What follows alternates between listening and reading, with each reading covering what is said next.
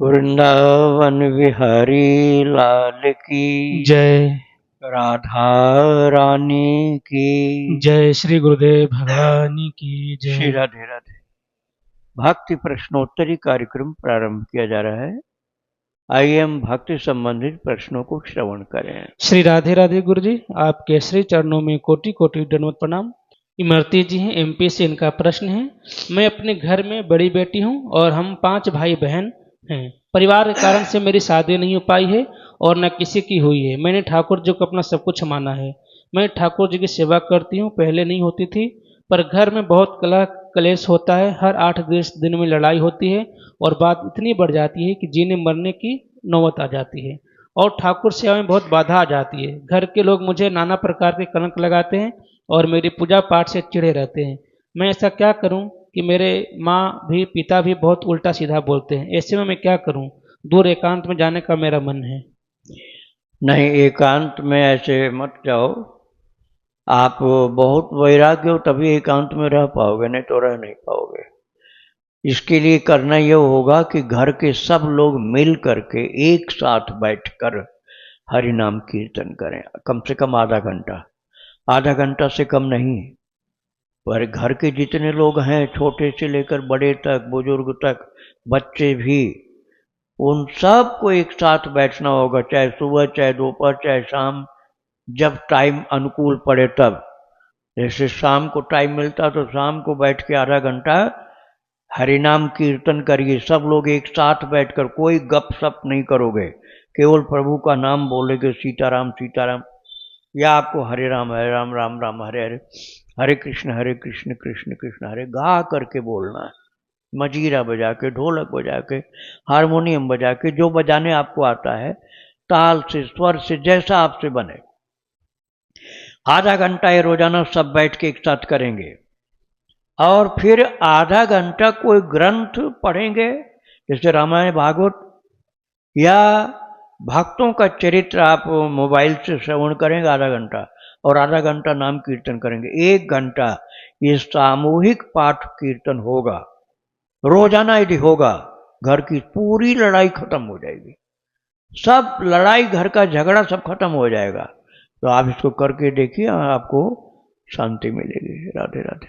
सुखदेव जी अंबाला से, इनका प्रश्न है, मैं अभी किसी गुरु से दीक्षित नहीं हूँ और किसी गुरु से कोई नाम भी नहीं मिला है, परंतु मैं अपने मन से कृष्ण नाम जपता हूँ क्योंकि मुझे कृष्ण नाम अति प्रिय है। परंतु सब कहते हैं कि राधा नाम के बिना भगवान श्री कृष्ण प्रसन्न नहीं होते। मैंने कई बार राधा नाम जपने या प्रयास किया, पर राधा नाम जपते जपते विकल होकर अपने आप कृष्ण नाम जपने लगता हूँ। गुरु जी, मुझसे इसी जन्म में बहुत से पाप हुए हैं, तो क्या मेरा मन कृष्ण नाम जपने से सही हो जाएगा? अरे भाई, वही कृष्ण है, वही राधा जी हैं, अलग अलग नहीं है। राधा राधा जपोगे तो भगवान कृष्ण प्रसन्न होंगे, और कृष्ण कृष्ण जपोगे राधा रानी प्रसन्न होगी। क्योंकि अपने प्रिय का नाम अच्छा लगता है, तो कृष्ण का नाम राधा रानी को प्रसन्न कर देता है, राधा जी का नाम कृष्ण भगवान को प्रसन्न कर देता है। बात एक ही है, दोनों में से कोई भी जपो या दोनों जपो, उसमें हानि होने की संभावना ही नहीं, फायदा ही फायदा है। तो आप इसमें कोई संदेह मत करो, खूब जप करो भगवान नाम। राधे राधे। अंकुर सिंह जी एमपी से, इनका प्रश्न है, मैं सीताराम नाम का जप करता हूँ एवं राम नाम का लेखन करता हूँ, और आपने एक कार्यक्रम में यह बताया था कि सीताराम की जगह राम राम जपना चाहिए। मैं भगवान राम को मालिक मानता हूँ और स्वयं को सेवक मानता हूँ। कृपया करके मार्गदर्शन करें, सीताराम जपू या राम राम जपू? आपकी पसंद पर है, इसमें कम ज़्यादा शक्ति वाली बात नहीं है। ये केवल आपकी रुचि पर डिपेंड करता है कि आपकी रुचि किस में है। राम राम जपना है तो इस प्रकार राम राम राम राम राम ये जप सकते हो, लेकिन इससे अच्छा गाने में है श्री राम जय जय राम, श्री राम जय राम।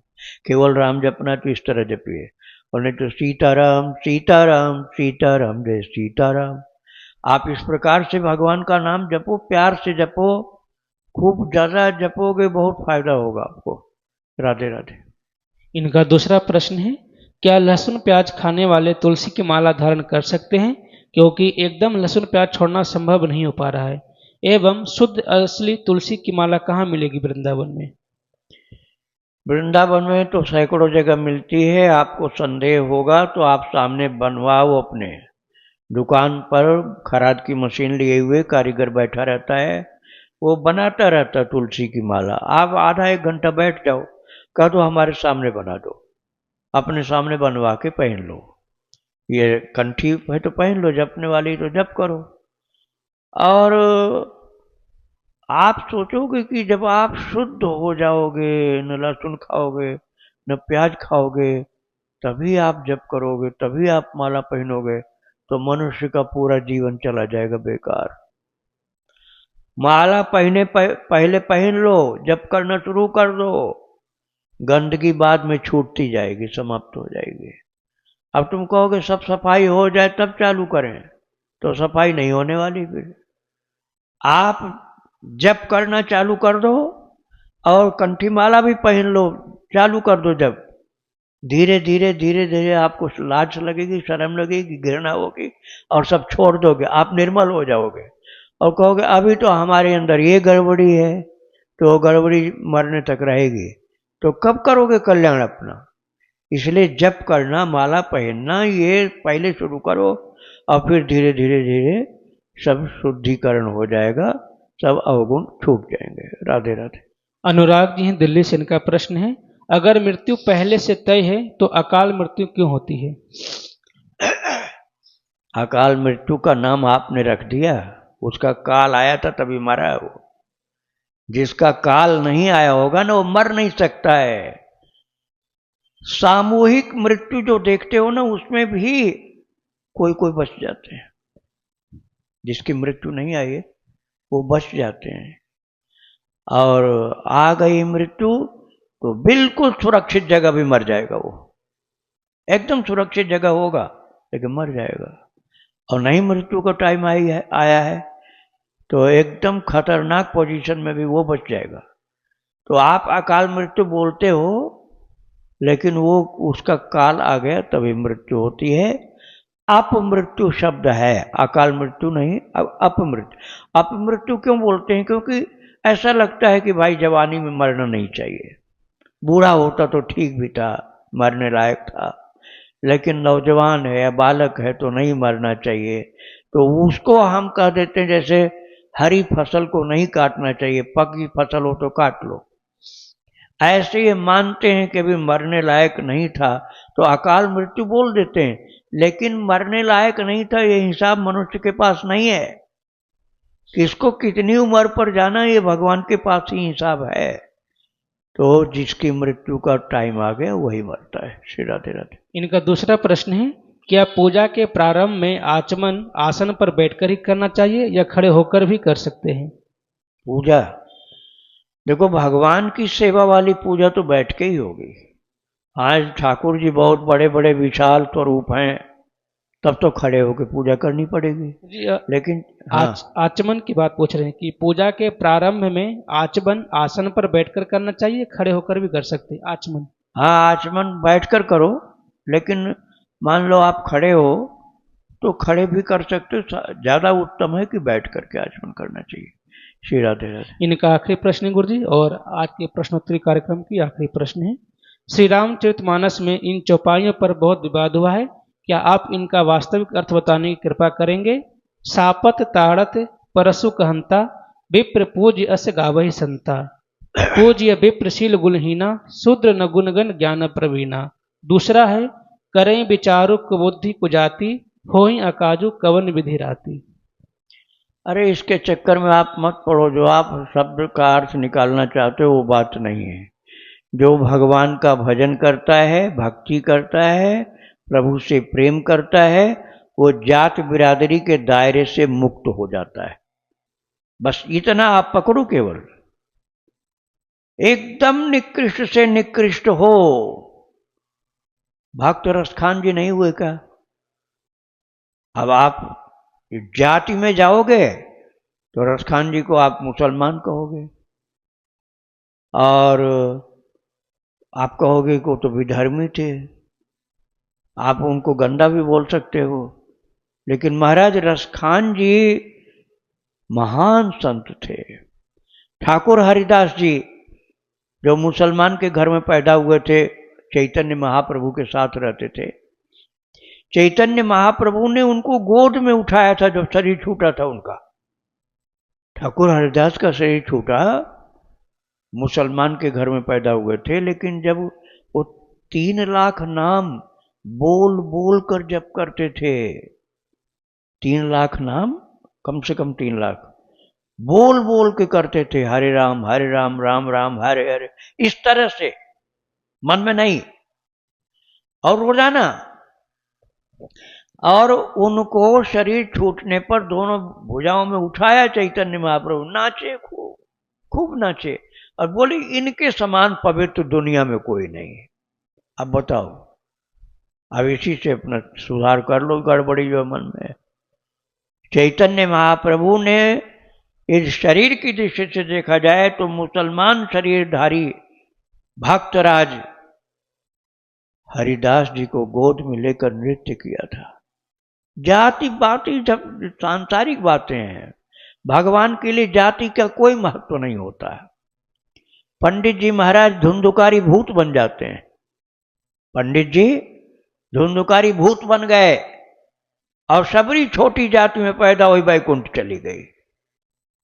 सबरी छोटी जाति में पैदा हुई, जंगल की भील थी, सीधा भगवत धाम पहुंच गई वैकुंठ। और पंडित जी का बेटा धुंधुकारी भूत बन गया। जाति के चक्कर में मत पड़ो, आप प्रभु की भक्ति करो बस। कोई भी जाति में जन्म हुआ हो, कोई भी जाति में जन्म हुआ हो, वही परम महान हो जाएगा, पूज्य हो जाएगा, और भगवान उसको प्यार करेंगे। इसलिए जाति के झगड़े को छोड़ो, भगवान की भक्ति करो, इसी से कल्याण होता है। कितने ऊंची जाति में जन्म ले लो, ऊंची जाति से कल्याण नहीं हो पाएगा। भक्ति करोगे तो निश्चित कल्याण हो जाएगा। श्री राधे राधे। राधे राधे गुरुदेव। श्री राधे। गुरुजी, मेरा प्रश्न है कि अपनी रुचि पूर्ण करवाने की बजाय गुरु की और इष्ट की रुचि क्या है, इसे पता कैसे करें, और इस परिप्रेक्ष्य में समर्पित उपासक कैसे बने? अपनी रुचि का तो कोई अंत ही नहीं होता है। शादी नहीं हुई, शादी हो जाए, बच्चा हो जाए, बच्चे की नौकरी लग जाए, उसके नाती पोते हो जाए, उनके बड़ा बिल्डिंग बन जाए, कोई अंत नहीं है। गाड़ी खराब है, न बढ़िया वाली गाड़ी मिल जाए, रुचि का कोई अंत नहीं। भगवान से प्रेम होगा तब भगवान की रुचि का कुछ अंदाज लगेगा कि हमारे ठाकुर जी क्या चाहते हैं, या हमारे परम पूज्य गुरुदेव क्या चाहते हैं। जब उनसे प्रेम होगा तब ये बात का अंदाज लगेगा, बिना प्रेम के नहीं हो सकता अंदाज। और अपनी रुचि धीरे धीरे धीरे छूट जाएगी जब भक्ति करोगे। एकदम तपस्यामय जीवन पसंद आएगा, सुदामा जी की तरह से। पत्नी उनकी कहती थी जाओ द्वारकाधीश से कुछ धन मांग के लाओ, लेकिन सुदामा जी नहीं जाना चाहते थे। ऐसे ही तपस्वी भगवत भक्त थोड़े में संतुष्ट होकर के आनंद से रहता है। और भक्ति नहीं करोगे तो दुनिया की सारी संपत्ति तुम्हारे पास आ जाए तब भी राग द्वेष, लालसा और भोग की इच्छा नहीं जाएगी। भक्ति करोगे थोड़े में संतुष्ट रह जाओगे, मन खुश रहेगा। राधे राधे। गुरुदेव, मैं लक्ष्मी नारायण हमारे इष्ट देव हैं, लेकिन मैं जैसे वृंदावन भी आया हूँ तो अपना जो गुरुदेव का मंत्र है, गोवर्धन जाता हूँ, वृंदावन बरसाने कहीं भी जाता हूँ तो हर समय जपता हूँ। लेकिन मैं किसी से व्यवहार में बातें करता हूँ तो सब लोगों को राधे राधे राधे राधे बोलते रहता हूँ, गांव में भी गया चाहे कहीं भी गया तो। और दूसरा, मैं मंत्र जैसे कि अभी चलता हूँ तो नाम जप ज़्यादा कोशिश करता हूँ, लेकिन बीच में मेरे इष्ट का मंत्र चलने लगता है, वो तो कोई त्रुटि तो नहीं है? श्री राधे। अब आप गड़बड़ नहीं है, आप सही हैं, बिल्कुल अपनी जगह आप ठीक हैं। बात यह है ना, इष्ट का मंत्र तो जपना चाहिए। अष्टाक्षर मंत्र है रामानुज संप्रदाय का, तो उसमें अष्टाक्षर मंत्र आपको जपना है। लेकिन अब सब लोग राधे राधे बोलते हैं तो राधे राधे बोलो, राम राम बोलते हैं तो राम राम बोलो। पर वंदन कालेषु राम रामेति सर्वदा। दूसरे एक दूसरे को प्रणाम करने में राम राम राम राम, भैया राम राम, राम राम जी, ये बोलने में कोई दोष नहीं।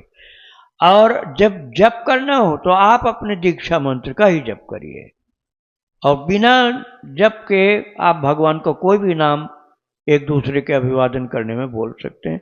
आप ठीक हैं, अपनी जगह सही है।